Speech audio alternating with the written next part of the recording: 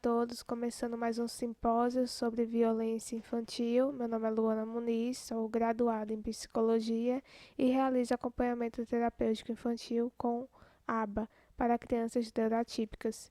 Então, vamos começar falando um pouco sobre o que é a violência infantil e seus aspectos.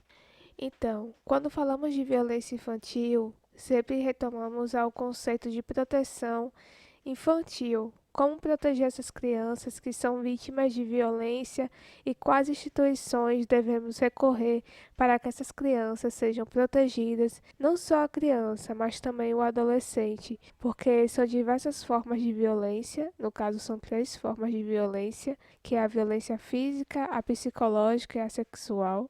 Então, nós temos que observar os valores e a questão da proteção infantil em seus diversos aspectos, tanto institucional como também através dos direitos humanos por meio do Estatuto da Criança e do Adolescente. As instituições que hoje em dia trabalham com a proteção infantil, e não só com a proteção infantil, mas também com o acolhimento, é o CREAS e o CRAS, que são ambientes de assistências psicossociais, ao qual realizam o acolhimento e direcionamento da criança e do adolescente para que ele melhore o seu desenvolvimento enquanto indivíduo em uma sociedade. Dessa forma, diminui o desenvolvimento da violência no ambiente onde a criança se encontra, porque até então ela vai estar sendo direcionada, vai estar sendo orientada e também assistencializada, tanto psicologicamente, por meio de um psicólogo, como de um assistente social.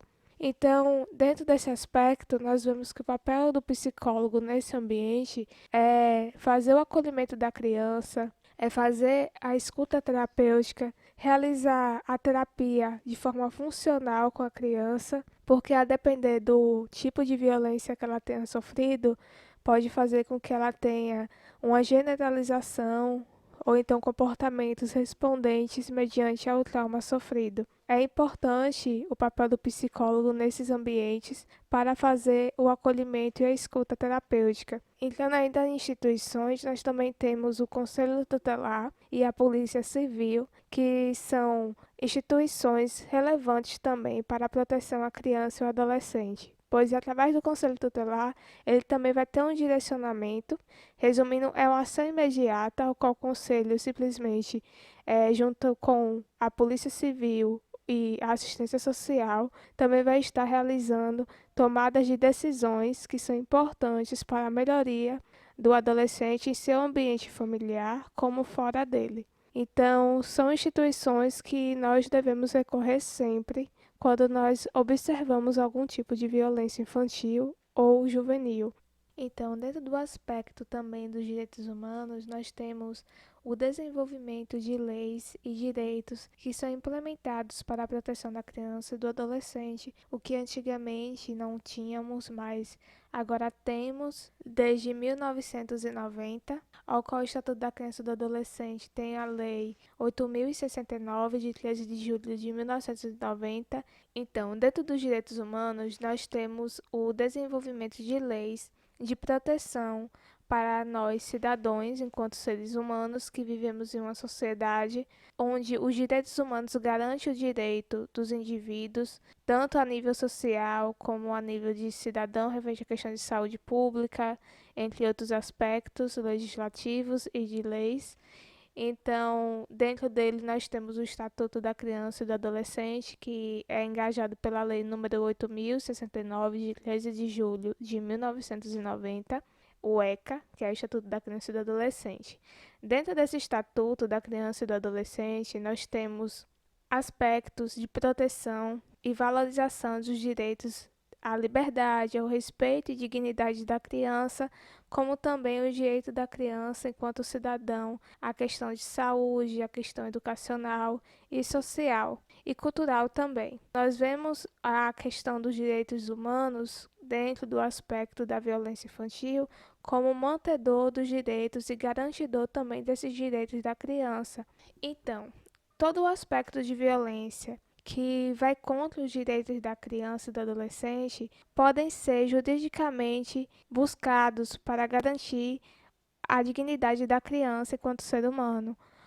Se a criança é violentada, as pessoas que querem denunciar, elas podem ligar para o Disque 100, o Disque Denúncia, a ligação anônima, ao qual ela é direcionada para a Polícia Civil, que irá, junto com o Conselho Tutelar, fazer a averiguação da situação da criança e, através disso, fazer os direcionamentos de forma correta, garantindo assim a proteção da criança e do adolescente mediante a Lei 8.069, de 13 de julho.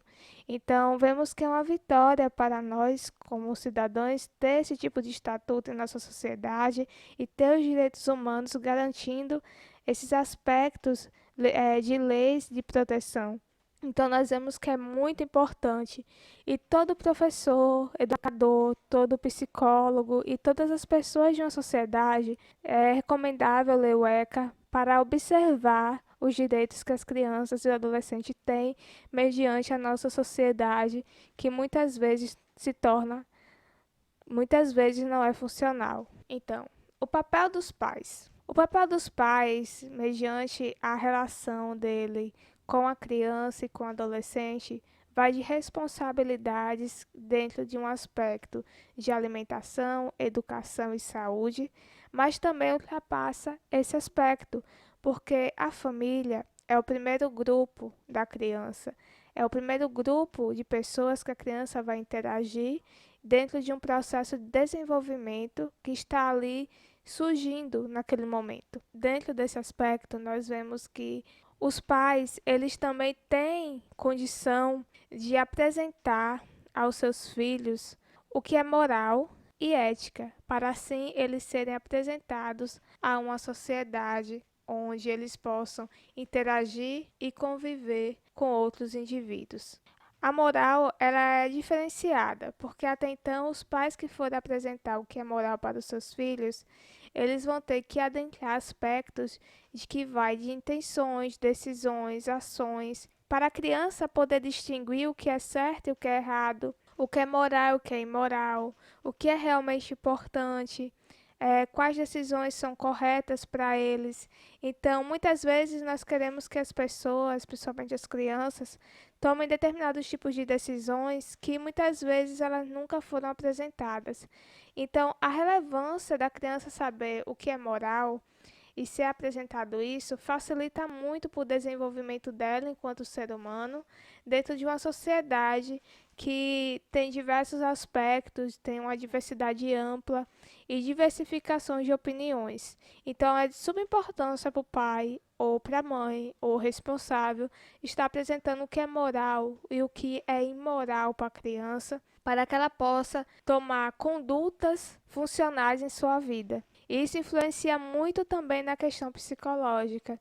É relevante a ética, porque a ética traz não só o senso de responsabilidade social a partir de prática, como a valorização das relações humanas, como o indivíduo pode se relacionar bem com o outro, quais formas éticas de diálogo podem serem feitas, para assim diminuir o índice de violência e aumentar o índice de empatia social entre os indivíduos e suas relações, incluindo o respeito aos valores que sustentam determinada comunidade, determinados grupos, e abrindo uma reflexão permanente para o próprio papel do indivíduo numa sociedade e na interação com outros.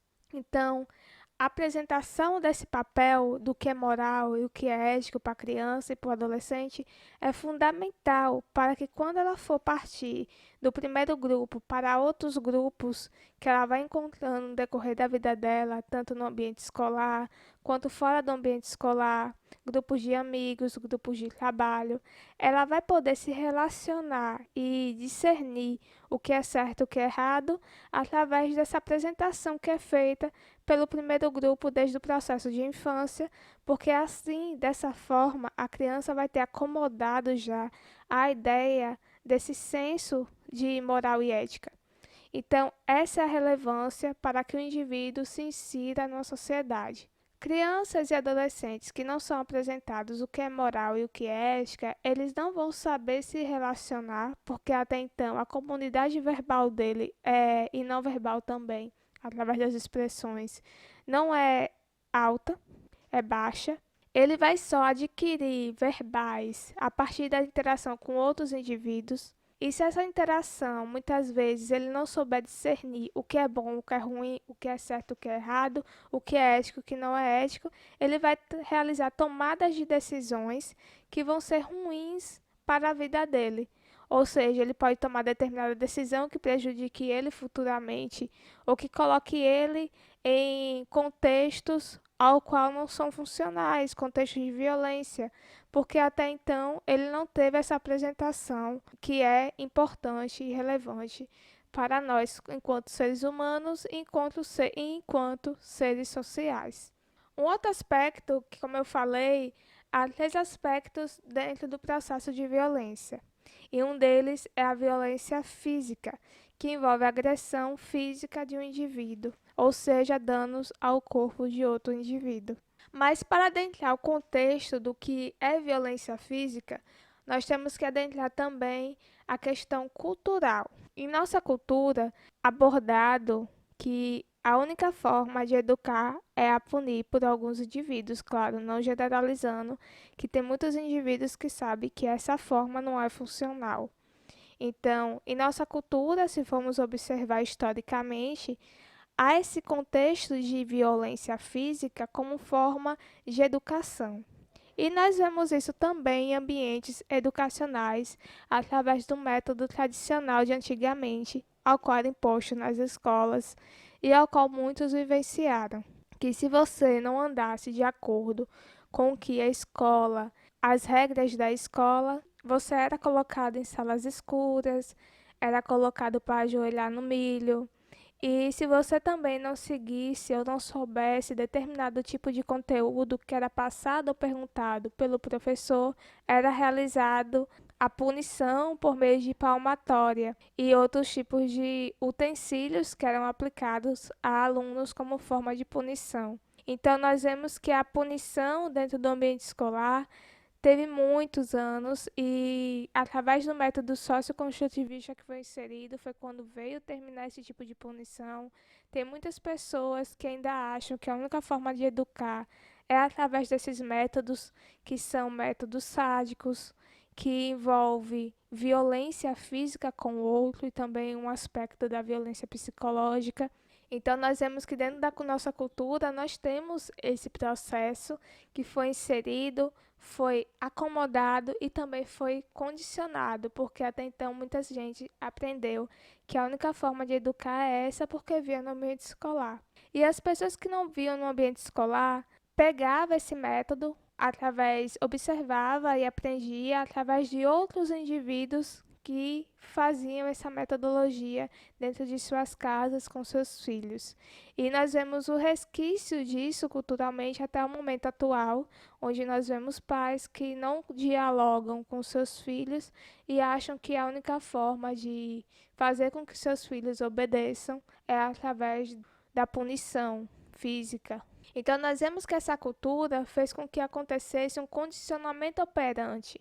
O condicionamento operante nada mais é do que uma forma de aprendizagem que vale tanto do processo de punição como também do processo de reforço. Mas hoje em dia nós vemos o reforço positivo dentro do ambiente escolar, dentro dos métodos parentais, ao qual os pais aplicam com os filhos o reforço positivo.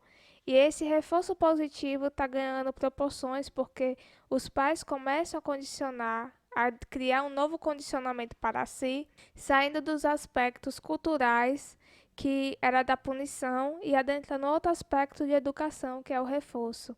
Então, nós vemos historicamente que o condicionamento operante ele se faz, porque até hoje temos resquícios, como eu comentei, e através disso há pessoas que ainda punem. Já teve pessoas que foram punidas na infância que não querem fazer isso novamente, não querem passar esse processo educativo, punitivo, que não é educativo, para as outras gerações. E através disso eles trabalham com o reforçamento positivo.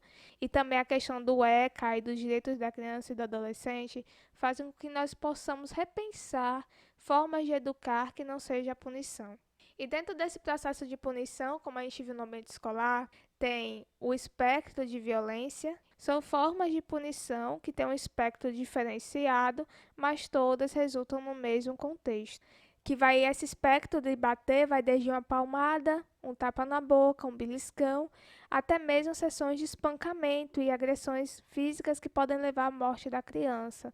Então, nós temos um espectro muito grande de violência que é normatizado de uma certa forma pela sociedade por meio da cultura e do condicionamento que foi feito durante o processo histórico de educação.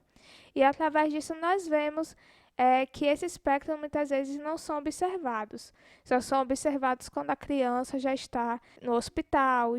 E isso é muito grave, gente, muito grave mesmo. E é bom nós repensarmos o tipo de educação que nós estamos dando para as crianças. Então, isso é importante. E a consequência da punição é a esquiva e a fuga. Então, a esquiva e a fuga são operantes que permitem que a criança fuja de estímulos aversivos ou se esquive de uma forma diferenciada desses estímulos que são aversivos, como bater, o castigo e a punição em si. Muitas crianças acabam fugindo de casa, indo para outros locais, porque até então ela está fugindo daquele ambiente de agressão. Já a esquiva, a criança muitas vezes vai fazer todo aquele processo, porque até então ela vai para a escola, da escola, quando tem um tempo vago, vai para o videogame, que é o local que é proibido, que o pai não permite que a criança vá, mas ela chega no horário às 6 horas e ponto, em casa.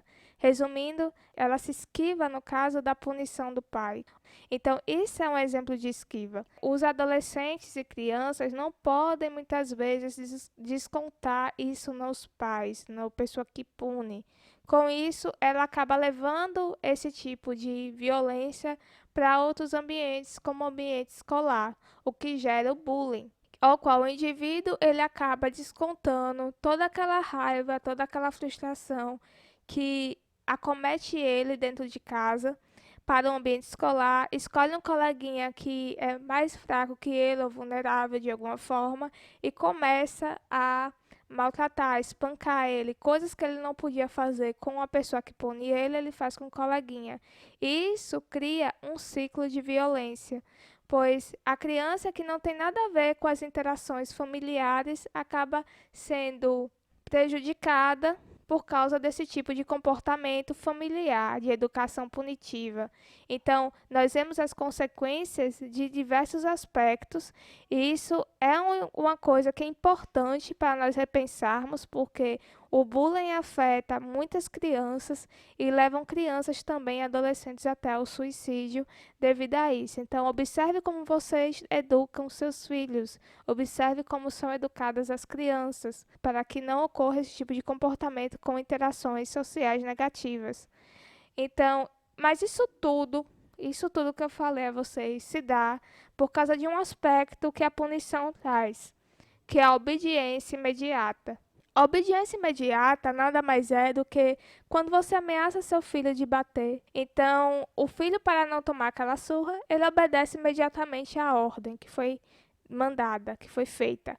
Então, isso se dá a obediência imediata.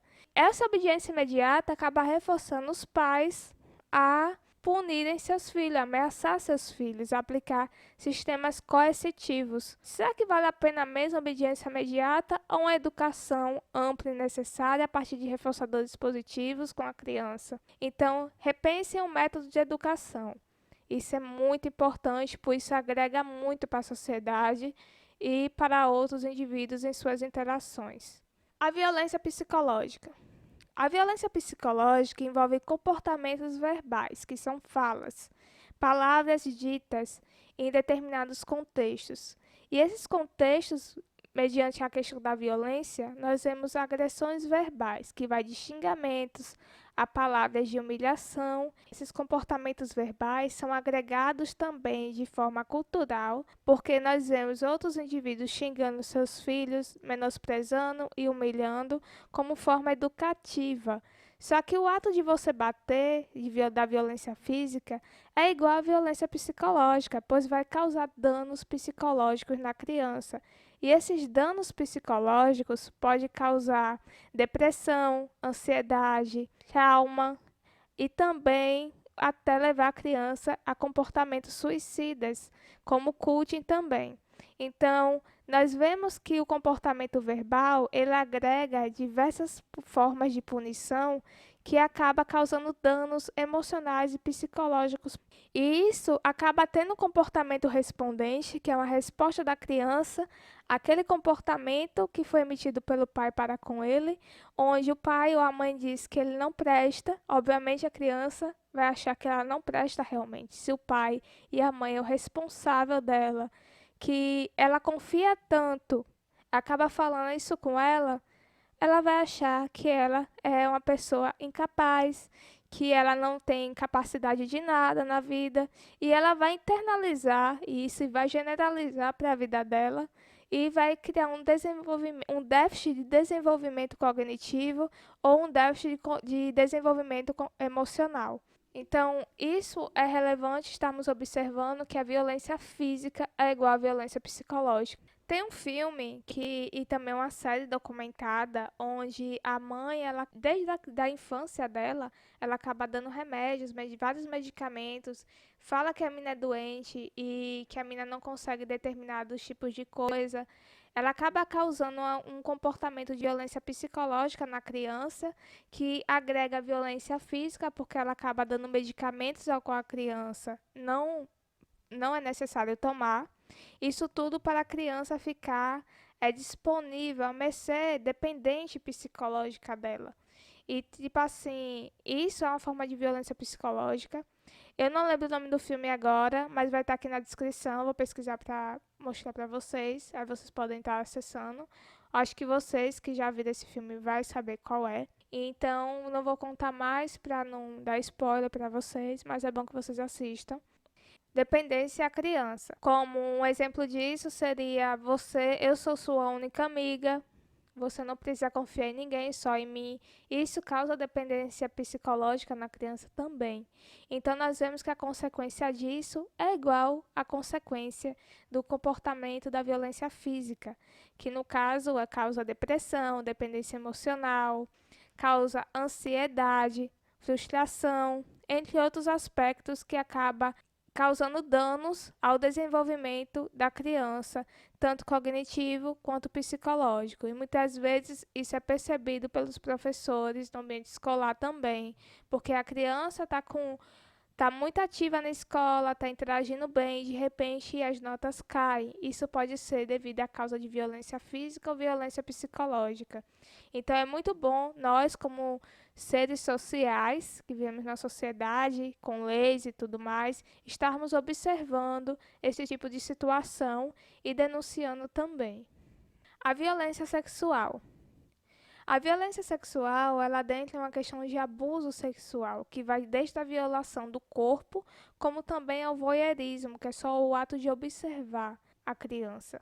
Então, o abuso sexual, ele existe na nossa sociedade e muitas vezes não é observado por pessoas que são do ambiente da criança, devido a muitas vezes que o agressor, o abusador, ele faz parte ou interage com a família, pode ser um amigo, o pai, o primo, o avô, e muitas vezes acaba observando como um ato de afeto a criança, sendo que na verdade ele não está sendo afetuoso, ele está fazendo tudo aquilo para ficar mais próximo da criança, para assim ter acesso à criança e poder abusá-la. Então, isso é importante que os pais e mães observem com quem suas filhas ou filhos interagem, como interagem e como é a relação da criança com as pessoas do ambiente dela, para evitar o abuso sexual infantil e juvenil também. Dentro desse aspecto do abuso, nós temos a generalização. A generalização é o trauma, gente. É como a criança se comporta mediante ao trauma sofrido. Ela vai generalizar os comportamentos. Esse comportamento de generalização que a criança vai ter está envolvida na questão do ato e do efeito que o abuso causa nela. Um exemplo, se ela vê o abusador, e o abusador ter determinados aspectos físicos e ela vê outra pessoa que não é o abusador, ela vai generalizar, porque eles têm aspectos semelhantes. Então, é um trauma que se constrói a partir disso, a partir do abuso, ao qual a criança e o adolescente acaba generalizando esses aspectos físicos do abusador e isso pode ser levado até para a fase adulta, essa generalização. Porque até então o trauma, se não for cuidado, se não for feita uma terapia funcional com a criança ou com o adolescente, esse trauma pode se perpetuar da criança em sua fase de desenvolvimento até a fase adulta. E isso é importante estarmos observando, essa generalização. Principalmente os pais, os educadores, que vivem ou que interagem muito com a criança. Observar os comportamentos dela, porque esses comportamentos são comportamentos também respondentes, porque é uma resposta ao ato do abuso. E esses comportamentos vai de a neurose noturna, pânico, ansiedade, depressão, o ato de chorar repentinamente, o ato de gritar repentinamente, terror noturno também é um dos comportamentos que são evidenciados. Então, esses são comportamentos respondentes que envolvem também comportamentos sensoriais, onde a criança vai se sentir suja, vai ter muitos problemas referentes a aspectos físicos dela, que muitas vezes são locais onde ela foi abusada. E a consequência disso pode ser catastrófica, depender. Então, isso pode levar à depressão como consequência, pode causar síndrome do pânico, ansiedade generalizada, e também déficit no comportamento emocional e nas interações sociais e causando danos psicológicos ao longo da vida do indivíduo, como eu mencionei. Então, as consequências são muitas, gente, muitas mesmo, desenvolvendo um estresse pós-traumático. Então, é bom nós observarmos com quem a criança está interagindo, como está interagindo e o porquê daquele indivíduo estar ali. Um outro aspecto também a ser observado é que muitos pais deixam seus filhos brincando em parques ou então áreas abertas e não observam que como a criança, com quem a criança fala, ou então se tem algum adulto ali observando a criança, é bom estar o tempo todo atento, porque pedófilos eles acabam estando presentes nesses ambientes e é muito bom estarmos observando e protegendo seus filhos e filhas. E eu protegendo qualquer criança, por mais que não seja filho ou filha, tem que estar sempre protegendo as crianças e os adolescentes desse tipo de situação de vulnerabilidade. Então, o papel do psicólogo nesse aspecto da violência sexual, ele vai fazer o acolhimento da criança, ele vai fazer a escuta terapêutica e ele também, juntamente com o Conselho de Psicologia, seja federal ou regional, ele vai estar realizando as ações para que a criança tenha proteção. Então, é bom levar a criança, você que está, tipo assim, não sei se meu filho ou filha foi abusado, não sei se ele está sofrendo algum tipo de violência. Procure um psicólogo, analista do comportamento, se for o caso. Se caso não ache um analista do comportamento, leve a um psicólogo em si, seja de qualquer abordagem, para poder ele fazer escuta com a criança e, a partir disso, observar realmente se a criança está sendo abusada, se ela está sendo violentada, e para descobrir também quem é o abusador. Então, é importante isso. Leve seu filho ao psicólogo se você está achando que esse tipo de situação está acontecendo em seu ambiente familiar. Então, ficamos por aqui nesse simpósio. Em caso de dúvidas, deixe sua pergunta no comentário, eu estarei respondendo. E se quiser me seguir, é só seguir luanamuniz.pc. Então, tchau, fico por aqui. Obrigada a vocês por participar desse simpósio sobre violência infantil.